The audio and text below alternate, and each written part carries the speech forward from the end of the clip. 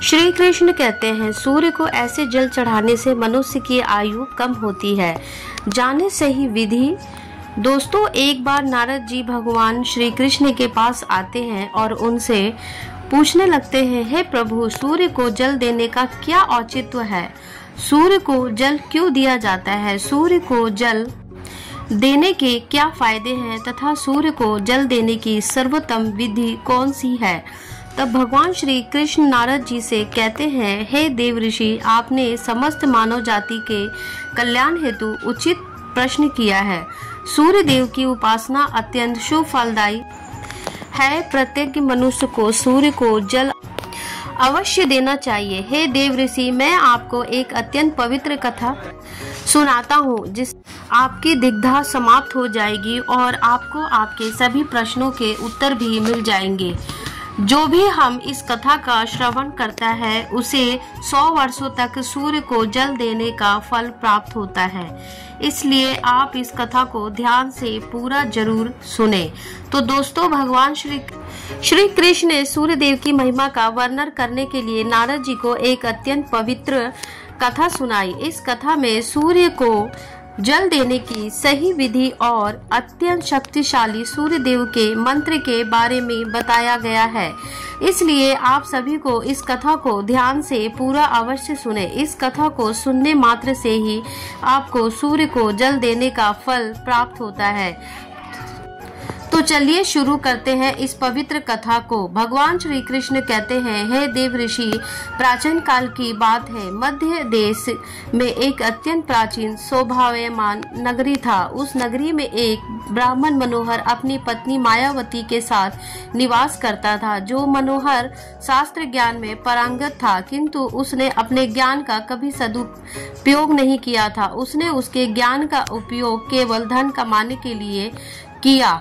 मनोहर ने अपने जीवन में कभी दान धर्म नहीं किया, कभी सूर्य देव को अर्घ्य नहीं दिया। वह अत्यंत स्वार्थी और दंभी स्वभाव का था। फिर एक दिन वह वन से जा रहा था तो एक विषैले सर्प के काटने के कारण मनोहर की मृत्यु हो गई। मृत्यु के बाद मनोहर को यम के दूत यमलोक ले गए। यहाँ यमराज ने मनोहर के पाप और पुण्य का मूल्यांकन किया और मनोहर को नरक में डाल दिया। मनोहर अनेकों वर्ष तक नरक में सजा भुगतने लगा और फिर से उसे प्रायश्चित करने के लिए फिर से मनुष्य जन्म की प्राप्ति हुई। उसका दूसरा जन्म एक गरीब शूद्र के घर पर हुआ। दूसरे जन्म में उसे अत्यंत दुख भोगने पड़े। उस शूद्र के बड़े होते ही उसके पिता ने उसका विवाह एक युवती से करा दिया और फिर वह उस युवती के साथ वन में भी झोपड़ी में रहने लगा। अनेकों वर्षों तक उस शूद्र को कोई संतान नहीं हुई, इसलिए वह और भी अधिक दुखी रहने लगा। लेकिन इतने में ही उसके दुख समाप्त नहीं हुए। कुछ वर्षों के बाद देव योग से उसके शरीर में भयंकर कोढ़ का रोग उत्पन्न हुआ और वह भयंकर कोढ़ के रोग से पीड़ित हो गया। उसके शरीर पर अनगिनत जख्म हुए जिनसे पस निकलता रहा था। वह कोढ़ी शूद्र अब कुछ काम भी नहीं कर सकता था और दिन भर घर पर ही पड़ा रहता था। उसकी पत्नी एक पवित्रता नारी थी। उसने पति को कोढ़ होने के बाद भी उसका साथ नहीं छोड़ा और वह उसकी नित्य सेवा करती रहती थी। वह अपने पति को ही परमेश्वर मानकर उसकी पूजा करती थी, उसके लिए भोजन का प्रबंध करती थी, उसे स्नान कराती थी और शूद्र अनेक बार मन ही मन सोचता रहता कि किस जन्म के पाप के कारण उसे यह कोढ़ रोग हुआ।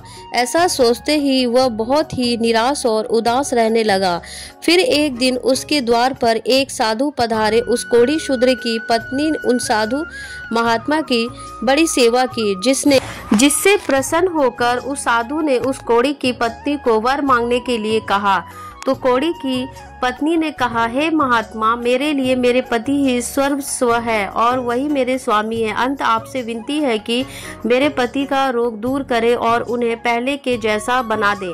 इस पर साधु महात्मा ने कहा कि हे देवी, यह रोग तुम्हारे पति को उसके पिछले जन्मों के कर्मों के कारण प्राप्त हुआ है। यही विधि का विधान है, मैं इसमें हस्तक्षेप नहीं कर सकता। ईश्वर मनुष्य को उसके पाप कर्मों का दंड अवश्य देते हैं। कोई भी इस चक्र से नहीं बच सकता या चूक नहीं सकता, किंतु मैं तुम्हें इसका उपाय बता सकता हूँ। इस रोग से बचने के लिए केवल एक ही उपाय है। तुम अपने पति को लेकर सूर्य देव की शरण में जाओ और सूर्य देव की नित्य उपासना करो। सूर्य देव की कृपा से तुम्हारा पति कोढ़ से मुक्त हो जाएगा और उसे कामदेव के समान रूप प्राप्त होगा। फिर उस साधु महात्मा ने उस स्त्री को सूर्य देव की उपासना की विधि बताई। उस विधि को जानकर उस कोढ़ी पत्नी ने अपने पति के साथ मिलकर पूरी निष्ठा और श्रद्धा से सूर्य देव की उपासना की और देखते ही देखते कुछ ही दिनों में उसका पति पूरी तरह से ठीक हो गया। वो कोढ़ के रोग से पूरी तरह से मुक्त हो गया और सूर्य देव की कृपा से उसे सुंदर रूप, बलवान शरीर तथा धन संपत्ति की प्राप्ति हुई और वह कोढ़ी शूद्र बहुत धनवान बन गया। हे नारद, अब मैं तुम्हें सूर्य देव को प्रसन्न करने की विधि और मंत्र के बारे में बताता हूँ, जिससे करने से मनुष्य के सभी रोग नष्ट होते हैं, उसे उत्तम स्वास्थ्य और सुख समृद्धि की प्राप्ति होती है। श्री कृष्ण कहते हैं, हे नारद, रोज सूर्य देव को जल चढ़ाना एक ऐसा नियम है जो मनुष्य के जीवन में बहुत बड़ा बदलाव ला सकता है।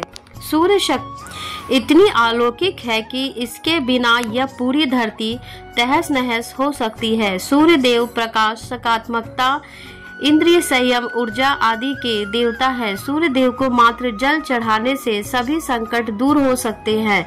संसार की हर परेशानियों का हल सूर्य देव के पास ही है। सूर्य देवता की उपासना करने से आत्मा की शुद्धि होती है और मनोबल बढ़ता है।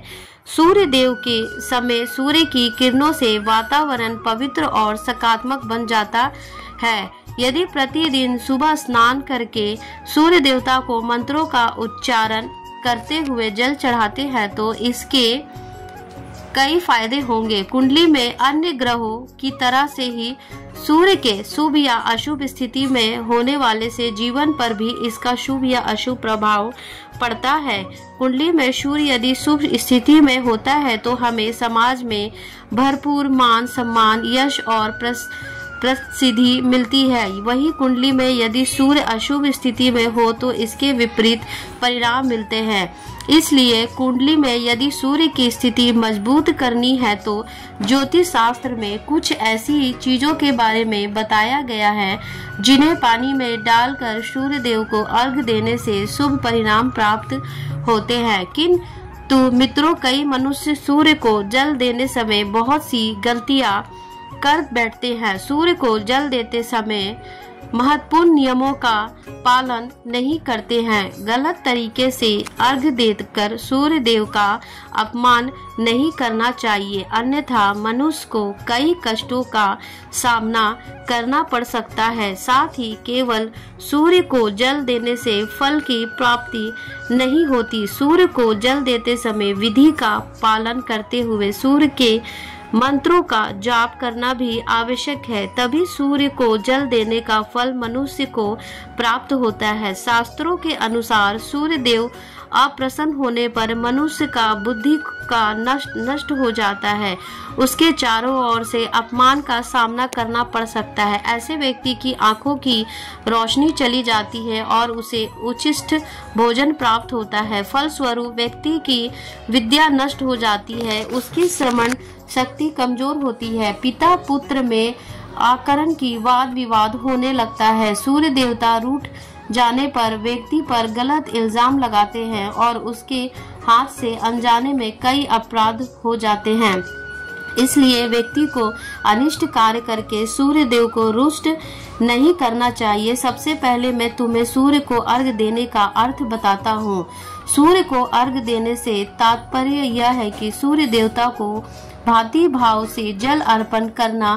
यह जल दोनों हाथों की ओझल बनाकर या तांबे के पात्र में शुद्ध जल भरकर उसे सूर्य देवता को समर्पित करना होता है। लेकिन ध्यान रहे कि यदि हाथों की औजल बनाकर सूर्य देवता को अर्घ दे रहे हैं तो हाथों की तर्जनी और अंगूठे को एक दूसरे से जोड़कर ना रखें, यानी कि एक दूसरे का स्पर्श ना होने दें। दोनों हाथों के अंगूठे को फैलाकर रखें। यदि हम तर्जनी और अंगूठे को जोड़कर रखते हैं तो यह राक्षसी मुद्रा बन जाती है और इस मुद्रा में सूर्य को अर्घ देना अशुभ माना जाता है। यदि पात्र में जल भरकर सूर्य देवता को अर्घ दे रहे हैं तो भी उस पात्र को दोनों हाथों के अंगूठे का स्पर्श ना हो। इसका ध्यान रखें कि अर्घ देते समय अपने दोनों हाथों को ऊपर उठाकर पात्र को पकड़े और सिर उठाकर झुकाकर रखें। सूर्य देवता को अर्घ हमेशा सूर्योदय के समय देना चाहिए। उगते हुए सूर्य की उपासना करना हमेशा ही शुभ होता है। सूर्य देव के 2 घंटे बाद अर्घ देने का कोई भी औचित्य नहीं है। यदि किसी कारणवश आप सूर्य देव के समय अर्घ ना दे सके तो 2-3 बार अर्घ देने के बजाय 4 बार अर्घ दे और सूर्य देवता से क्षमा मांग ले। इससे दोष कम हो जाता है। सूर्य देव को जल तांबे के पात्र में ही देना चाहिए। तांबा को सूर्य देव की प्रिय वस्तु माना गया है, इसलिए सूर्य को जल देने के लिए केवल तांबे से बने पात्र का ही प्रयोग करना चाहिए। अन्यथा अन्य धातुओं से बने पात्रों में सूर्य को अर्घ देने से कोई लाभ प्राप्त नहीं होता है। परमात्मा ने सूर्य को जगत में प्रकाश करने के लिए संचालन करने, अपने तेज से शरीर में ज्योतिष प्रदान करने तथा जठराग्नि के रूप में अमावस्या में अन्न को पचाने का कार्य सौंपा है। इसी कारण से तांबा के पात्र में रखे जल को पीने से व्यक्ति के पेट से जुड़े रोगों से भी मुक्त हो जाता है। उस तांबे के पात्र में गंगा जल या पवित्र नदियों का जल भरे। यदि ऐसा संभव नहीं है तो शुद्ध जल का प्रयोग करें। मात्र जल से कभी भी अर्घ नहीं देना चाहिए। जल के पात्र में जल के साथ मुख्य रूप से कोई भी लाल फूल, लाल चंदन और अक्षत जरूर डालें। आप चाहे तो इस जल में थोड़ा सा घी, शहद, दूध या गुड़ इत्यादि भी डाल सकते हैं। सूर्य देव को अर्घ देने का सही समय तब होता है जब सूर्य लालिमा लिए हुए, अर्थात जब प्रातः काल में सूर्य लाल रंग का दिखाई दे तो उस समय अर्घ देना सर्वश्रेष्ठ फल देता है। यदि किसी मनुष्य ने सूर्य को अर्घ देने का संकल्प किया या लिया है तो यह संकल्प कभी नहीं तोड़ना चाहिए। जितने दिनों का भी संकल्प लिया हो उतने ही सूर्य को अर्घ अवश्य देना चाहिए। यदि संकल्प को पूरा नहीं कर सकते हैं तो ऐसा संकल्प नहीं करना चाहिए, इससे सूर्य देव रुष्ट हो जाते हैं। दोस्तों, भगवान श्री कृष्ण ने सूर्य देव को जल देने का मंत्र बताया है जिसका उच्चारण अवश्य ही करना चाहिए। वो मंत्र इस प्रकार है: ओम खगोलकाय नमः। इसके अलावा ओम घृणी सूर्याय नमः इस मंत्र का भी जाप कर सकते हैं। इस मंत्र का उच्चारण करके सूर्य को जल देने से दरिद्रता का अंत होता है और व्यक्ति को सुख समृद्धि की प्राप्ति होती है। श्री कृष्ण कहते हैं, हे वत्स, सूर्य देव की महिमा अपरंपार है और प्रतिदिन ही हमें उनका आभार मानना चाहिए। परंतु मुख्य रूप से रविवार का दिन सूर्य देवता के दिन माना जाता है, इसलिए कुंडली से सूर्य दोष को दूर करने के लिए रविवार के दिन विशेष रूप से सूर्य देवता का उपवास रखना चाहिए और सूर्य से संबंधित वस्तुओं का दान करना चाहिए। सूर्य देव से संबंधित वस्तुएं हैं तांबा, गेहूं, गुड़, चंदन तथा पीले रंग के वस्त्र। इन वस्तुओं का रविवार के दिन दान करने से व्यक्ति के सभी दुखों का अंत होता है। यदि व्यक्ति बीमार है अथवा घर में सूतक है या अन्य कोई समस्या है जिसके कारण वह सूर्य देव को अर्घ नहीं दे पा रहा है तो इसके लिए शास्त्रों में मानस पूजा का प्रावधान किया गया है, अर्थात अपने ही मन में ही सूर्य देव को अर्घ दे सकते हैं। सूर्य देव को पूर्व दिशा से होता है और यदि किसी कारणवश सूर्य देवता दिखाई नहीं दे रहे तो उनका मन ही मन श्रमण करे, पूर्व दिशा की ओर मुख करके उन्हें अर्घ दे सकते हैं, लेकिन कभी भी सूर्य को अर्घ देने का संकल्प ना छोड़े। तो दोस्तों, इस प्रकार से भगवान श्री कृष्ण ने सूर्य देव को अर्घ देने की विधि, सूर्य देव को अर्घ देने का मंत्र बताया। मैं आशा करती हूँ कि यह कथा एवं जानकारी आपको अच्छी लगी होगी, और यदि इस चैनल को पीएस धार्मिक वाले विश्वा पर नए हैं तो चैनल को सब्सक्राइब कर ले, सब्सक्राइब करना ना भूले। साथ ही वीडियो को लाइक एवं शेयर जरूर करें और कमेंट्स बॉक्स में जय सूर्य देवता, जय श्री कृष्ण जरूर लिखें। तब तक के लिए धन्यवाद। हम फिर मिलेंगे नेक्स्ट वीडियो में नेक्स्ट टॉपिक के साथ।